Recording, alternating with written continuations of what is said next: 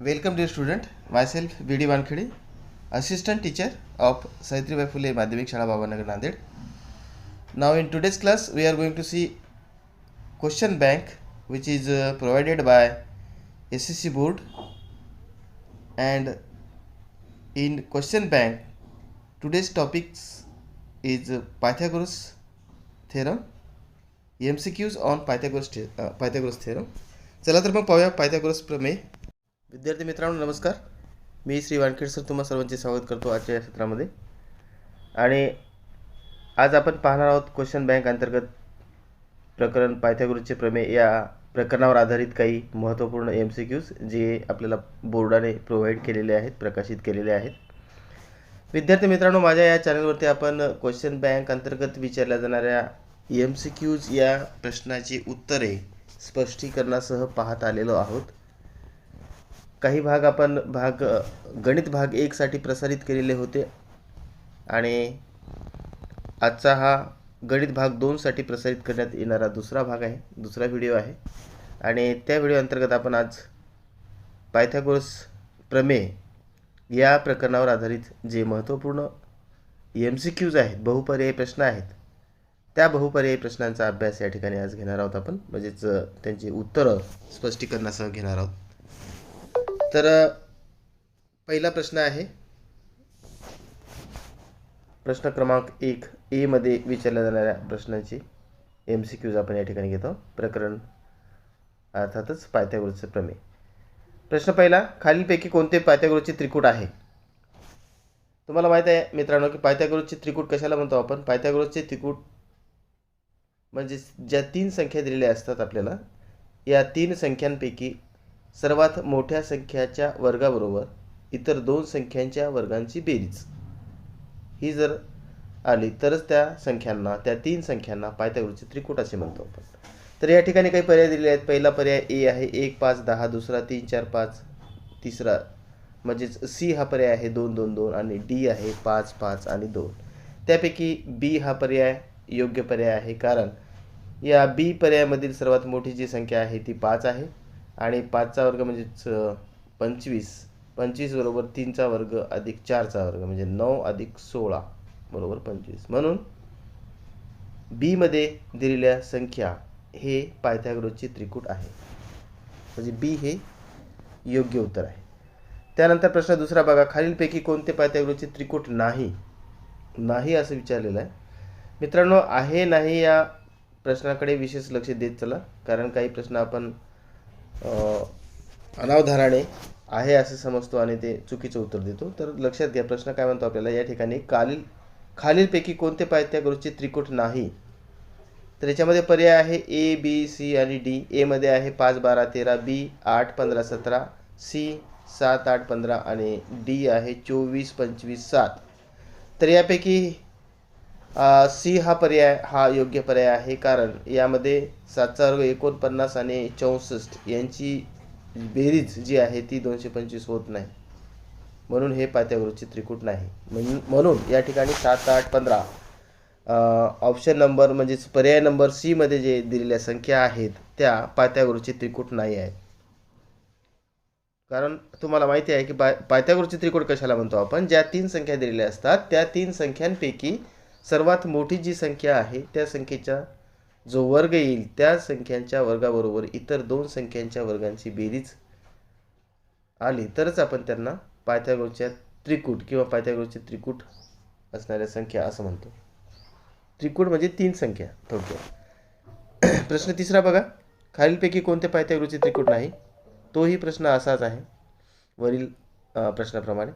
या ठिकाणी पर्याय ए बी सी डी आहेत दिलेले. त्यापैकी ए हा पर्याय 9 40 41, बी हा 11 60 61 आणि सी पर्याय आहे 6 14 15 आणि डी पर्याय आहे 6 8 आणि 10. त्यापैकी सी हा पर्याय योग्य पर्याय आहे, कारण हे त्रिकूट नाही आहे. कारण 225च्या म्हणजे 15चा वर्ग जो 225 होतो त्या वर्गाबरोबर हे 6चा वर्ग आणि 14चा वर्ग येत नाही, म्हणून सी हे योग्य पर्याय. प्रश्न क्रमांक 4 बघा, काटकोन त्रिकोणात काटकोन करणाऱ्या बाजूंच्या वर्गांची बेरीज 169 आहे असेल तर त्याच्या कर्णाची लांबी किती असेल? आपल्याला माहित आहे की काटकोन त्रिकोणामध्ये काटकोन करणाऱ्या बाजूंच्या वर्गाची लांबी ही इतर दोन बाजूंच्या वर्गांच्या बेरजी एवढी असते. म्हणजेच काटकोन त्रिकोणात जो कर्ण असतो, कर्णाच्या वर्गाबरोबर इतर दोन बाजूंच्या वर्गांची बेरीज ही यायला पाहिजे. म्हणून या ठिकाणी आता कर्णाच्या या ठिकाणी काय दिलेलं आहे, काटकोन त्रिकोणात काटकोन करणाऱ्या बाजूंच्या वर्गांची बेरीज आहे 169. तर त्याच्या कर्णाची लांबी किती असेल? कर्णाची लांबी किती असेल? मग A15, B13, C5 आणि D12 असे पर्याय आहेत. आणि त्यापैकी अचूक पर्याय वर्गमुळात 169 होईल, म्हणजेच 13. B13 हे योग्य पर्याय असेल. त्यानंतर पाचवा प्रश्न बघा. त्यानंतरचा पाचवा प्रश्न हा आहे की एका आयताची एक बाजू 12 आणि कर्णाची लांबी 20 सेंटीमीटर असेल. 20 एकक समजा म्हणूया आपण, या ठिकाणी दिलेलं नसल्यामुळे एकक असं म्हणता येईल. एका आयताची एक बाजू 12 आणि कर्णाची लांबी 20 असेल तर आयताच्या दुसऱ्या बाजूची लांबी किती असेल? आयताच्या दुसऱ्या बाजूची लांबी आपल्याला विचारलेली आहे. आयताच्या दुसऱ्या बाजूची लांबी विचारलेली आहे. कारण आपल्याला माहिती आहे की आयताच्या समोरासमोरील बाजू सारख्या असतात, दोन बाजू सारख्या आणि राहिलेल्या उर्वरित दोन बाजू सारख्या. म्हणजे या ठिकाणी आपल्याला दुसरी बाजू काढायची आहे. म्हणजेच या ठिकाणी आपल्याला पायथागोरसच्या प्रमेयाचा उपयोग करून दुसरी बाजू काढता येईल आणि ती दुसरी बाजू येईल 16. म्हणजेच या ठिकाणी करेक्ट उत्तर आहे D16. त्यानंतर बघा प्रश्न क्रमांक 6. या प्रश्न क्रमांक 6 मध्ये एका चौरसाच्या कर्णाची लांबी वर्गमुळात 2 सेंटीमीटर असेल तर त्या चौरसाच्या प्रत्येक बाजूची लांबी किती असेल? त्या चौरसाच्या प्रत्येक बाजूची लांबी किती असेल असं विचारलेलं आहे. तर या ठिकाणी आपल्याला पायथागोरसच्या प्रमेयाचाच उपयोग करून हे काढायचं आहे मित्रांनो. कर्णाची लांबी आहे वर्गमुळात 2 आणि तुम्हाला माहिती आहेच की चौरसाची प्रत्येक बाजू ही सारखी असते, समान लांबीची असते. म्हणून आपण ती x जर घेतली तर x वर्ग अधिक x वर्ग बरोबर वर्गमुळात 2 कंसाचा वर्ग, म्हणजे 2x वर्ग बरोबर 2 असं सोडल्यानंतर आपल्याला x बरोबर xच्या वर्गाबरोबर 1 मिळते. म्हणून या ठिकाणी जे उत्तर असेल ते 1 आहे आणि 1 हे उत्तर ऑप्शन नंबर सी मध्ये दिलेले आहे. म्हणून करेक्ट किंवा अचूक पर्याय सी आहे. त्यानंतरचा 7वा प्रश्न बघा मित्रांनो. एका समभुज चौकोनाच्या कर्णाची लांबी 60 आणि 80 असेल तर त्या समभुज चौकोनाच्या बाजूंची लांबी किती असेल? पर्याय आहेत A100, B50, C200 आणि D400. आता मित्रांनो तुम्हाला माहिती आहे की समभुज चौकोनाच्या प्रत्येक बाजूची लांबी सारखी असते आणि कर्ण जे असतात ते भिन्न असतात, भिन्न लांबीचे असतात. म्हणून या ठिकाणी आपल्याला कर्णाची लांबी दिलेली आहे 60 आणि 80. तर आपल्याला समभुज चौकोनाच्या बाजूंची लांबी काढायची आहे आणि पायथागोरसच्या प्रमेयाच्या आधारे आपण असं काढू शकतो की 30 एक बाजू 30 येते, आपण एक कन्सिडर केला, त्यापैकीच एक काटकोन त्रिकोण कन्सिडर केला तर त्या बाजूंची काटकोन त्रिकोणाच्या बाजू होतात 30 आणि 40 अशा सपोज. तर हे समजल्यानंतर आपल्याला 30 आणि 40 आपल्या समीकरणामध्ये टाकायचं. कोणत्या समीकरणामध्ये? कर्णाचा वर्ग बरोबर उरलेल्या दोन बाजूच्या वर्गांची बेरीज जर केली आपण तर ती त्या समीकरणाला सोडवल्याच्या नंतर आपल्याला B बरोबर 50 हे उत्तर मिळून जाते. म्हणून करेक्ट पर्याय आहे B. त्यानंतर प्रश्न 8वा बघा. बाजूंची लांबी ABC असलेल्या त्रिकोणामध्ये जर A² + B² = C², म्हणजेच काय, A चा वर्ग अधिक B चा वर्ग बरोबर C चा वर्ग असेल तर तो कोणत्या प्रकारचा त्रिकोण असेल? पर्याय आहेत विशाल त्रिकोण, लघुकोन त्रिकोण, समभुज त्रिकोण आणि काटकोन त्रिकोण. आणि तुम्हाला माहिती आहेच की काटकोन त्रिकोणामध्येच हे शक्य आहे, कारण कर्णाचा वर्ग बरोबर इतर दोन बाजूच्या वर्गांची बेरीज आपण काटकोन त्रिकोणामध्ये घेत असतो.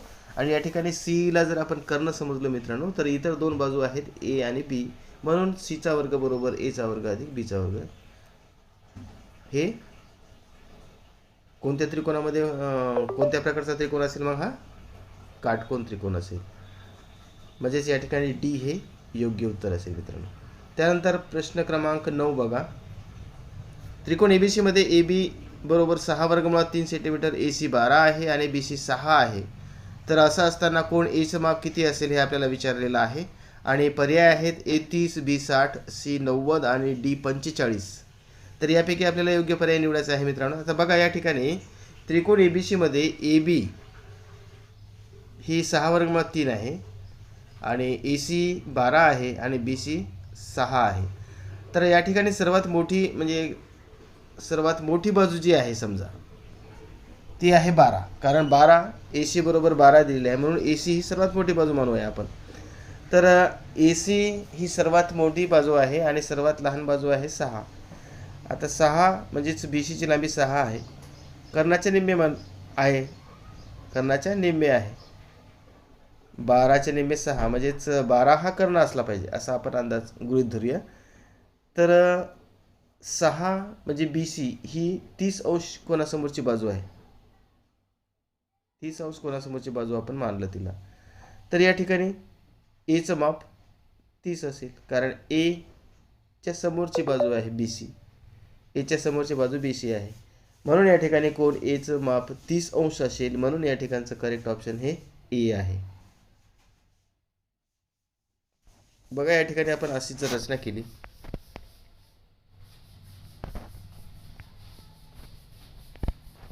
तर हा ए समजलो, ए बी आणि सी असं जर आपण गृहीत धरलं तर हे 12 आहे आणि हे 6 आहे दिलेलं आहे गिवन, म्हणून या ठिकाणी एचं माप 30च असायला पाहिजे. नेक्स्ट म्हणजेच दुसरा त्यानंतरचा येणारा प्रश्न बघा. एका चौरसाचा कर्ण 10 वर्गमुळात 2 सेंटीमीटर असल्यास त्याची परिमिती रिकामी जागा असेल. तुम्हाला माहिती आहे परिमिती म्हणजे काय, बाजूंची बेरीज. परिमिती म्हणजे काय असते, बाजूंची बेरीज, सर्व त्या चौरसाच्या सर्व बाजूंची बेरीज. आता या ठिकाणी बाजूंची बेरीज म्हणल्यानंतर आपल्याला बाजू काढावी लागेल आणि बाजू काढण्यासाठी आपल्याला कर्ण दिलेला आहे. या कर्णाचा वापर करून आपण काटकोन त्रिकोणाचा वापर करून पायथागोरसच्या प्रमेयानुसार आपण बाजू काढूया आणि ही बाजू काढल्याच्या नंतर त्याला 4 न गुणल्यानंतर त्याची परिमिती मिळून जाईल. म्हणजे बाजू अशा प्रकारे 4 येते आणि म्हणून परिमिती 40, म्हणून डी हे योग्य उत्तर आहे. आता प्रश्न 11वा आहे. खालीलपैकी कोणत्या तारखेतील सर्व संख्या विचारात घेतल्यास पायथागोरसचे त्रिकूट मिळते. तारखा आहेत 15, 8, 17, 16, 8, 16, 3, 5, 17 आणि शेवटचा पर्याय 4, 9, 15. यापैकी पहिली जी तारीख आहे 15, 8, 17 ही योग्य पर्याय आहे, कारण हे त्रिकूट आहे. 289 बरोबर 15चा वर्ग अधिक 8चा वर्ग हे योग्य आहे, म्हणून या ठिकाणी आपल्याला ए हा पर्याय योग्य आहे मित्रांनो. तर हे झालं सर्व मराठी माध्यमांच्या विद्यार्थ्यांसाठी. आता हेच प्रश्न आपण सेमी विद्यार्थ्यांसाठी घेऊया. Pythagoras theorem, choose the correct alternative from those given below. 1 mark each, प्रत्येक प्रश्नाला 1 मार्क आहे. वरील प्रमाणेच प्रश्न आहेत, फक्त लँग्वेज चेंज आहे. या ठिकाणी आपण इंग्लिश माध्यमांच्या विद्यार्थ्यांसाठी पहिला प्रश्न बघा. Out of given triplet which is the Pythagoras triplet. We know the triplet, Pythagoras triplet. Pythagoras triplet means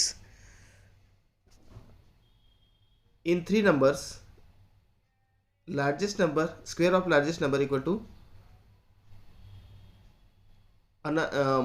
summation of another or remaining square of 2 numbers. म्हणजेच मोठ्या संख्येच्या वर्गाबरोबर इतर 2 संख्येच्या वर्गांची बेरीज. Square of largest number is equal to the square of remaining 2 numbers, sum of square of remaining 2 numbers. And here options are A 1, 5, 10, B 3, 4, 5, C 2, 2, 2 and D 5, 5, 2. So by solving here, B is the correct answer, because B largest number is 5, therefore 5 square 25 equal to 3 square plus 4 square means 9 plus 16 equal to 25. Therefore the correct option is B. B is the Pythagoras triplet. here. Now second question, out of given triplet which is not a Pythagoras triplet. Dear student, here mark out or noted that out of the given triplet which is not a Pythagoras triplet. पायथागोरसचं triplet नाही असं विचारलेलं आहे, त्यामुळे घाईघाई आहे हे योग्य उत्तर लिहू नका. Which is not a Pythagoras triplet. And options A B C and D. A 5 12 13, B 8 15 17, C 7 8 15 and D 24 25 and 7.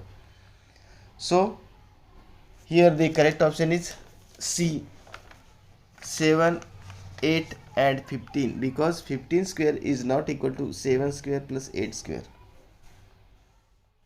Now in question number 3, here C is the correct answer. Question number 3. Question number 3 also same question number 2. Out of given triplet which is not a Pythagoras triplet, and options A 9 40 41, B 11 60 61, C 6 14 15 and D 6 8 10. Out of these, C 6 14 and 15 is not Pythagoras triplet. So the correct option is C. Question number 4. In right angle triangle, if sum of square of sides of right angle is 169, then what is the length of hypotenuse? What is the length of hypotenuse? We know that, dear student, in right angle triangle, square of hypotenuse is equal to the sum of square of other two sides. So here given is sum of square of sides of right angles is 169. Then hypotenuse is 13, because 13 square equal to 169. Therefore the correct option is B.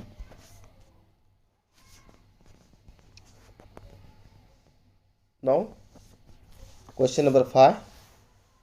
In right angle triangle, a rectangle having length of side is 12. A rectangle having length of side is 12 and length of diagonal is 20. Then what is the length of other side? We know that, dear student, the opposite sides of rectangle are congruent or same. Therefore two sides are equal and other two sides are equal. Here given is length of one side is 12 and length of diagonal is 20. Therefore by Pythagoras theorem, 20 square minus 12 square plus x square, म्हणजे या ठिकाणी आपण पायथागोरसचा उपयोग करून by using Pythagoras theorem find out the value of other side, length of other side. Here 20 square minus 12 square equal to other sides, square of other sides. So by putting the value of this, we get the value of other sides is D16. So the D16 is the correct answer. Now question number 6. If the length of diagonal of square is root 2, then what is the length of each side? We know, dear student, the length of all sides of diagonals, all sides of square, the length of all sides of square is equal, and here given is diagonal of square is root 2. Therefore by Pythagoras theorem, we get x square plus x square equal to root 2 square. and then by solving this equation we get length of each side equal to 1, because x square plus x square equal to root 2 square means 2x square equal to 2, therefore x square equal to 1, therefore x equal to 1, therefore the length of each side of square is equal to 1, therefore the correct answer is C. Correct option is C. Now in question number 7, if length of both diagonals of rhombus are 60 and 80, then what is the length of the side? Dear student, we know that the length of each sides of rhombus are congruent. प्रत्येक बाजू ही सारखी असते, म्हणून या ठिकाणी आपल्याला given is there, if the length of diagonals of rhombus are given 60 and 80, therefore by considering the right angle triangle by Pythagoras theorem we get the value of length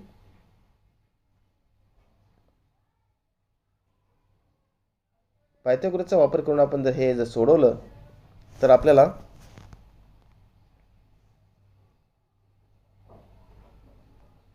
look it in the picture, diagonals here A, B, C and D.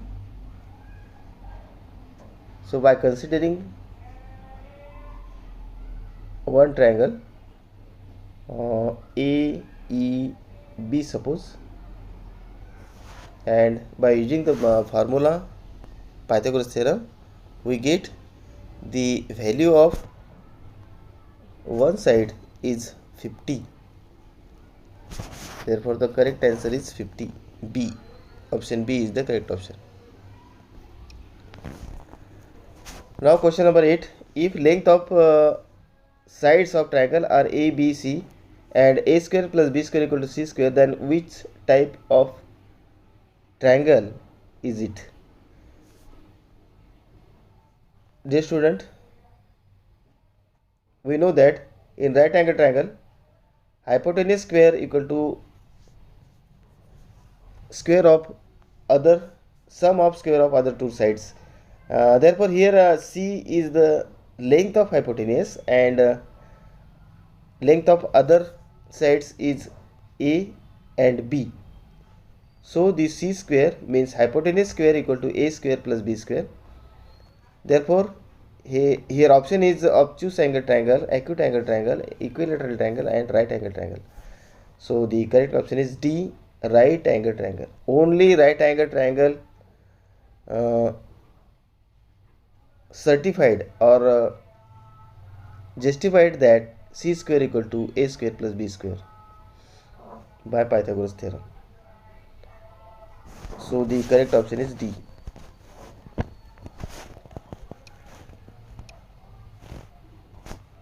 Now in question number 9, in triangle ABC, AB length of AB equal to 6 root 3, AC 12 and BC is 6, then measure of angle equal to question mark. Option A 30, B 60 and C 90 and D 45. So here given is that AB, all the sides of triangle ABC is given. Here AB is 6 root 3, AC 12 and BC 6. These are the sides of triangle ABC. So the largest side is AC. Largest side of triangle ABC is AC, because AC equal to 12. Therefore we consider the AC is hypotenuse. AC is hypotenuse and another side is BC, which is half of AC. AC च्या नेहमी BC आहे, म्हणून therefore side BC is opposite side of angle A. So we know that in triangle 30, 60 and 90, we know that the formula, the opposite side of angle 30 is half of the hypotenuse. आपल्याला माहित आहे की 30, 60, 90 या त्रिकोणामध्ये 30 अंश या कोनासमोरची बाजू जी असते ती कर्णाच्या निम्मे असते. म्हणून या ठिकाणी 6 हे 12च्या निम्मे आहे. म्हणून बी सी ही ए सीच्या निम्मे आहे. बी सी ही कशी आहे? ए सीच्या निम्मे आहे. B C is half of A C. Therefore the side BC is opposite side of angle A. So the measurement of angle A equal to 30. So here correct option is A. A30 is the correct option. Now in question number 10, the diagonal of square is 10 into root 2. Then its parameter is dash dash.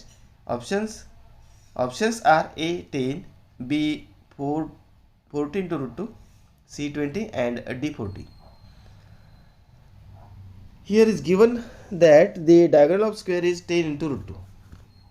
Diagonal of square is given 10 into root 2 and find out the perimeters. We know that the perimeter of square is equal to this sum of all sides of square. Sum of all sides of square is equal to the perimeter of square. So first we find out the side of length of side of square. Length of side of square. Here given is diagonal of square. So by using the Pythagoras theorem, we get the value of side is 4. Therefore the perimeter is 40. So the correct option is D. D is the correct option because 4 into 10 equal to 40. Now question number 11, which is last question of today's class. Out of all numbers from given dates, which is Pythagorean triplet? Pythagoras triplet. आता या ठिकाणी आपल्याला Pythagoras triplet माहित आहे, विचारलेला आहे. We know the Pythagoras triplet. The largest number, square of largest number is equal to the sum of square of another two numbers. So here options A, B, C and D. A 15, 8, 17. B 16, 8, 16, 16. C 3, 5, 17 and D 4, 9, 15. Here the correct option is A because 17 square is equal to the 15 square plus 8 square. So the correct option is A.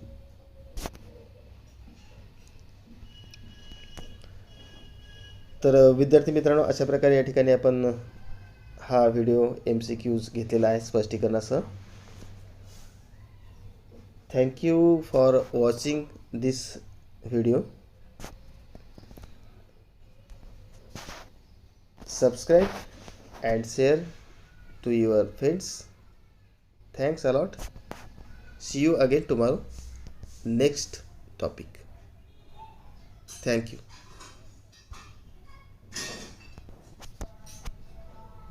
Thank you and Jai Hind.